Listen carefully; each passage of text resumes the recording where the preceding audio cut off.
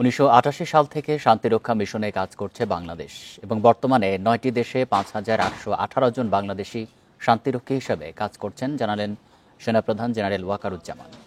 মুক্তিযুদ্ধের চেতনায় উজ্জীবিত হয়ে বিশ্ব শান্তি রক্ষায় বাংলাদেশ সবসময় জাতিসংঘের পাশে থাকবে বলেও জানান তিনি।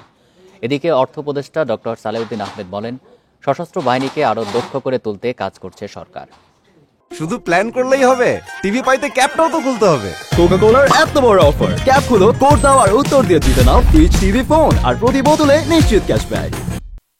জাতিসংঘের ডাকে সাড়া দিয়ে বিশ্ব শান্তি প্রতিষ্ঠায় ৩৭ বছর ধরে অগ্রণী ভূমিকা পালন করছে বাংলাদেশ। জাতিসংঘ শান্তিরক্ষী দিবস উপলক্ষে বৃহস্পতিবার রাজধানীতে এক অনুষ্ঠানে সেনাপ্রধান জেনারেল ওয়াকারুজ্জামান বলেন, শান্তি মিশনে বাংলাদেশিদের আত্মত্যাগ ও অবদান সবসময় শ্রদ্ধার সঙ্গে স্মরণ করে জাতি। আমাদের শান্তিরক্ষীগণ নিজের জীবনের ঝুঁকি নিয়ে উন্নত প্রশিক্ষণ, নৈতিক মূল্যবোধ, দক্ষতা এবং নিরপেক্ষতার প্রমাণ রেখে সকল চ্যালেঞ্জ মোকাবেলায় সর্বদা প্রস্তুত। I'd like to inform you that Bangladesh reiterates our solid commitment to global peace by persistently responding to the call of the United Nations.